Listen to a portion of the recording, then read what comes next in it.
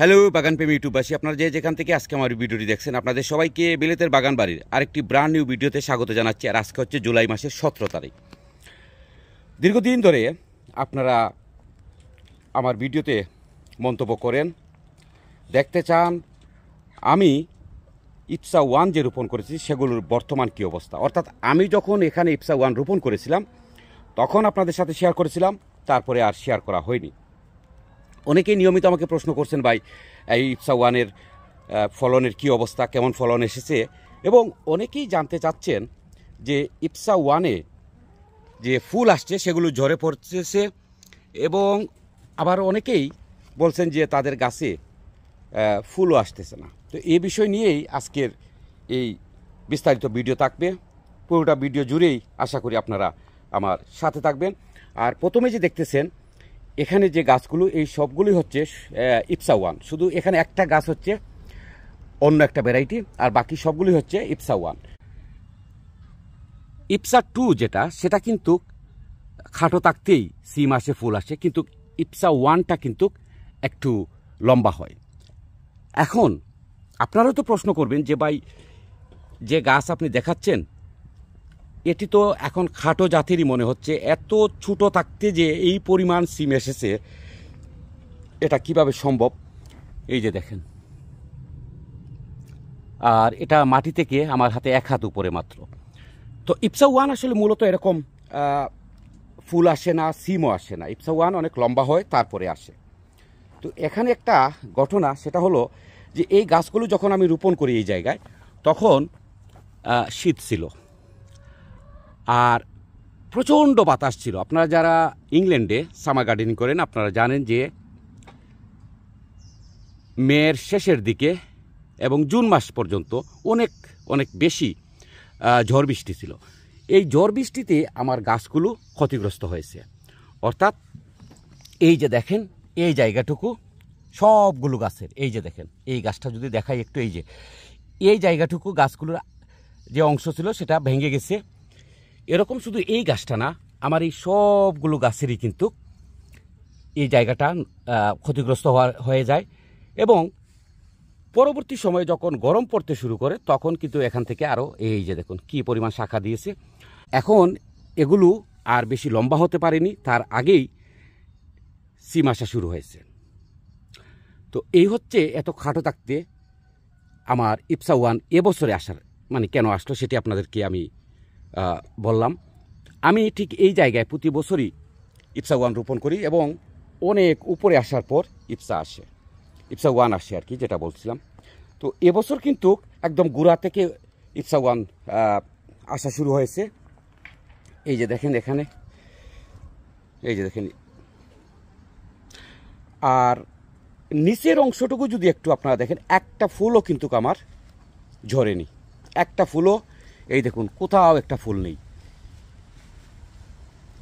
যতগুলো ফুল এসেছে সবগুলোতে এই যে দেখেন সিম আছে। তো ফুল, প্রথমে আপনাদেরকে বলছি যে ফুল ঝরে পড়ার যে কারণ, সেই কারণটা একটু আপনাদেরকে বলবো। ফুল মূলত ঝরে যদি গাছগুলো পুরোপুরি বয়স্ক না হয়, তাহলে কিন্তু আপনার গাছে যে ফুল আসবে সেটি ঝরার সম্ভাবনা থাকে। আর খাবারের যদি অতিরিক্ত সার হয় তাহলেও কিন্তু ফুল ঝরে। এই দুটি কথা আপনারা সবসময় মনে রাখবেন, বিশেষ করে সিম গাছের বেলা, যে যদি অতিরিক্ত সার হয় মাটিতে তাহলে ফুল ঝরবে। আবার যদি আগাম ফুল চলে আসে তবে সেই ফুলগুলো আসলে টিকে না, সেটা আপনাকে মেনে নিতে হবে, ফুল ঝরে পড়বে। এবং যখন পুরোপুরি গাছগুলো সবজির জন্য রেডি হয়ে যাবে তখন দেখবেন যে ফুলগুলো আসে সেগুলো কিন্তু আর ঝরবে না। এই হলো ফুল ঝরার যে সমস্যাগুলো। আর অনেকেই বলেন যে ফুল আসতেছে না। দেখুন, এই ইপসা ওয়ান আমার অন্য একটা জায়গায় আছে, সেটিও আপনাদেরকে দেখাবো, আপনারা দেখলেই বুঝতে পারবেন। গাছ যখন রেডি হবে তখনই ফুল আসবে। আপনি হয়তো মনে করতে পারেন যে আপনার গাছগুলো অনেক বড় হয়ে গেছে কিন্তু ফুল আসতেছে না কেন। গাছ বড় হলেই শুধু ফুল আসবে না। আমি আমার প্রতিটা ভিডিওতে আপনাদেরকে বলি যে আমি কখনো গাছকে বড় করার চেষ্টা করি না। গাছ কতটুকু বড় হলো, কয় ফুট লম্বা হলো, সেটা আমার কাছে কোনো বিষয় না। আমি সে ধরনের চিন্তাই করি না। আমি সবসময় চিন্তা করি, যেহেতু এই শীতপ্রধান দেশে আমরা অল্প দিনের সামার গার্ডেনিং করি, তো এই অল্প দিনের ভিতরে আমি আমার গাছ থেকে সবজি হারভেস্ট করতে চাই। তার জন্য আমি সবসময় আমার এই সিমের গাছ বলেন, লাউয়ের গাছ বলেন, যত ধরনের সবজির গাছ আমি সবগুলোকে খাটো রাখার চেষ্টা করি, এবং এই খাটো রেখেই আমি কিন্তু এগুলোকে বয়স্ক করি। এখন সার দিয়ে যদি আপনি গাছকে অনেক বড় করে ফেলেন আর আপনি বলেন যে এখনও আমার গাছ থেকে ফুল আসতেছে না, এটি আপনি কিভাবে করবেন? আপনার তো ফুল আসবে না। যখন সময় হবে তখন ফুল আসবে।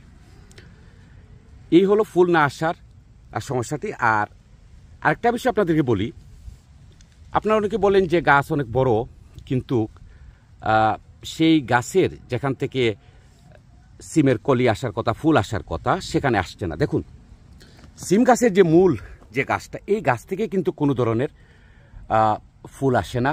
ফুল আসে মূলত যে শাখাগুলো, সেগুলো। তো আপনারা যদি বেশি করে 1G 2G 3G পর্যন্ত করতে পারেন, তাহলে কিন্তু আপনাদের গাছ থেকে আগাম আপনারা ফুল পাবেন, সিম পাবেন। তো এখন আমি আপনাদেরকে বলছি, যারা মনে করেন যে আপনাদের গাছগুলো অনেক বড় হয়ে গেছে, আপনাদের উচিত ছিল গাছগুলো 1 হাত লম্বা হওয়ার পরেই আপনারা 1G করবেন, তারপরে আবার 2G করবেন। আর আমি এগুলো 1G 2G কোনো জি করিনি। তার কারণ হলো, আপনাদেরকে বলছিলাম যে এই দেখেন, প্রতিটা গাছ কিন্তু এই অংশে বড় হওয়ার পর এই অংশটা ক্ষতিগ্রস্ত হয়, বাতাসে ভেঙে যায়। তারপর এখান থেকে দেখুন অটোমেটিকলি এগুলো 1G হয়ে গেছে। 1G হওয়ার পর দেখেন, মাটি থেকে মাত্র 1 হাত, এই 1 হাত উপরেই দেখেন কি পরিমাণ ফুল আর কত সিম এসেছে।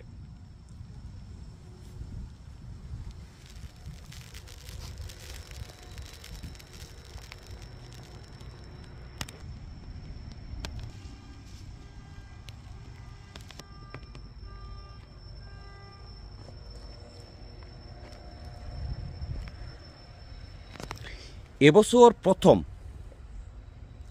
আমার এই ইপসা ওয়ানগুলো এত খাটো থাকতে ফুল এসেছে এবং সিম এসেছে। যে সমস্যাটি হয়েছিল যে বাতাসে গাছগুলো ক্ষতিগ্রস্ত হয়েছে, ভেঙে ফেলেছে আগা, যার জন্য এবছর এটা ইপসা টুর মতো হয়ে গেছে। বেশি বড় হতে পারেনি, তার আগেই কিন্তু সিম ধরে ফেলেছে। আমি আপনাদেরকে দেখাবো যে আমার ইপসা 2 যেখানে আমি রোপণ করেছি সেগুলোর কি অবস্থা। চলুন, এই হচ্ছে ইপসা 2। তো ইপসা 2 যদি দেখাই একটু, এই যে দেখেন ইপসা 2 একদম গুড়া থেকে, এই যে গুড়া থেকে ফুল এবং সিম দুটাই এসেছে। ইপসা খাটো জাতের এবং এটি আগাম ফসল আসে। একটু যদি এই জায়গাটা দেখা, এই যে দেখেন, এই যে। তো ইপসা 2 আগাম ফসল আসে, কিন্তু এই ইপসা 2 একটা সমস্যা হয়েছে। সমস্যা কি জানেন? সেটি হলো, ইপসা 2তে আপনি ইপসা 1-এ যে পরিমাণ ফসল পাবেন, ইপসা 2তে কিন্তু সেই পরিমাণ ফসল আপনি পাবেন না। এটি খাটো থাকতে সিম আসে, এবং এটি ইপসা 1 যতদিন বাঁচে, ইপসা 2 কিন্তু ততদিন বাঁচে না। আর ইপসা 2 যদিও বাঁচে, কিন্তু একবার ফসল আসার পর আপনি দেখবেন পরবর্তী সময়ে আর কোনো সিম আসতেছে না। আর ইপসা 1 কিন্তু আপনার শীত আসা পর্যন্ত কিন্তু সিম হারভেস্ট করা যায়।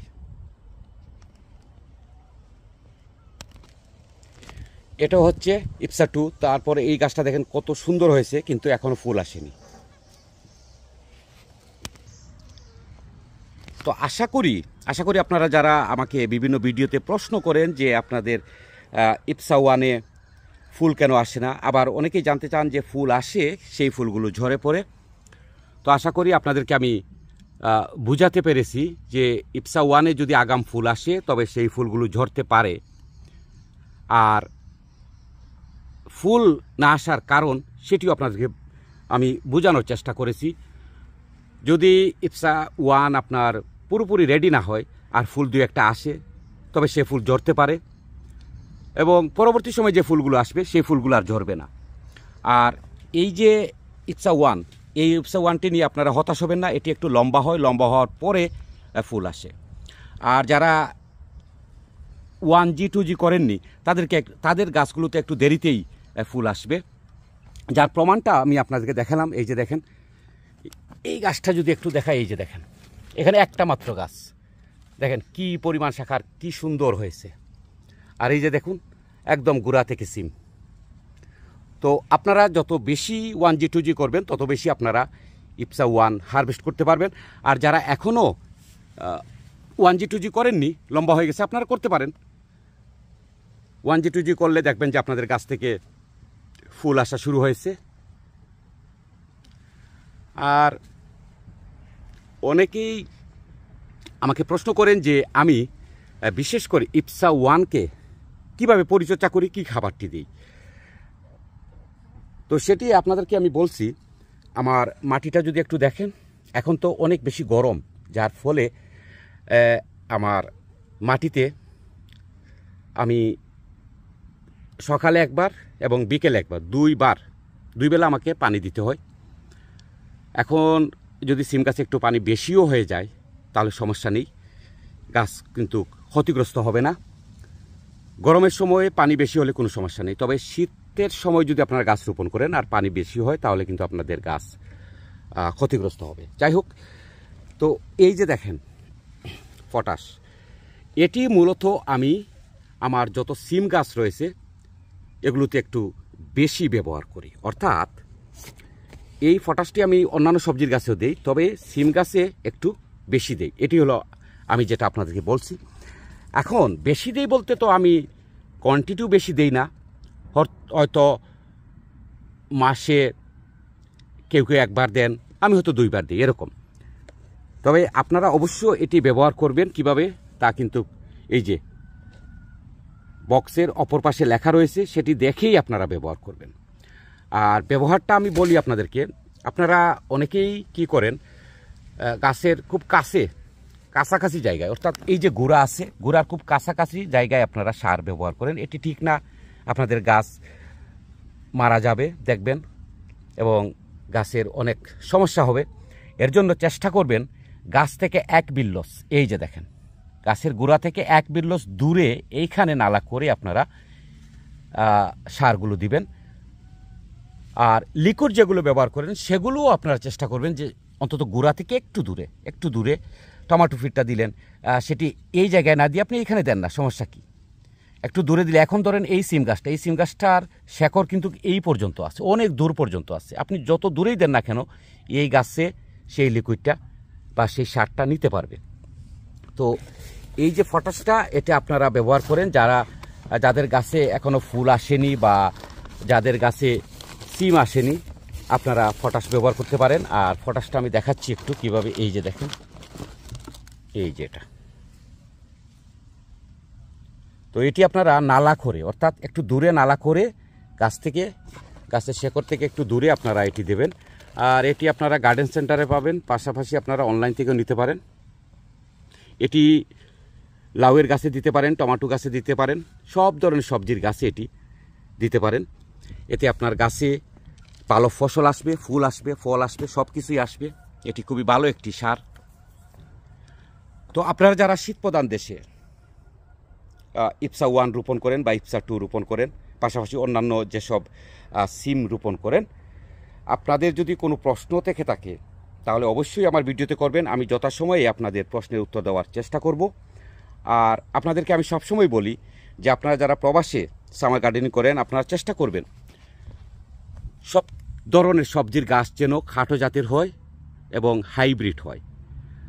আপনারা যারা নিয়মিত আমার ভিডিও দেখেন, আপনারা দেখবেন যে আমি মে মাস থেকে হারভেস্ট করা শুরু করেছি। অর্থাৎ আমার খুব ছোট ছোট গাছে ফসল আসে। আমি তো কমার্শিয়াল চিন্তা করি না আমি বাজারে বিক্রি করব, এ ধরনের কোনো চিন্তা নেই। আমার এটা হলো শখের বাগান। তো শখের বাগানে যখন দেখব যে খুব খাটো জাতের গাছে আগাম ফসল এসেছে, এটি কত ভালো লাগে, যারা আপনারা বাগান করেন আপনারাই বলতে পারবেন। এই জন্য আপনাদেরকে বলি, যে ধরনের সবজির গাছে আপনারা রোপণ করেন না কেন, সেগুলো খাটো জাতের এবং হাইব্রিড আপনারা রোপণ করবেন। আর আমাদের যে সামার, সেটি কিন্তু খুব অল্প দিনের সামার। তো এই অল্প দিনের সামারে আপনাকে যদি সবজি হারভেস্ট করতে হয় তাহলে অবশ্যই খাটো জাতের সবজির গাছ আপনাকে রোপণ করতে হবে। তো সম্মানিত ভিউয়াররা, আজকে এ পর্যন্তই। বিলেতের বাগান বাড়ির পরবর্তী ভিডিও দেখার আমন্ত্রণ জানিয়ে বিদায় নিচ্ছি। আপনারা সবাই ভালো থাকুন, আপনাদের সবার জন্য শুভকামনা রইল।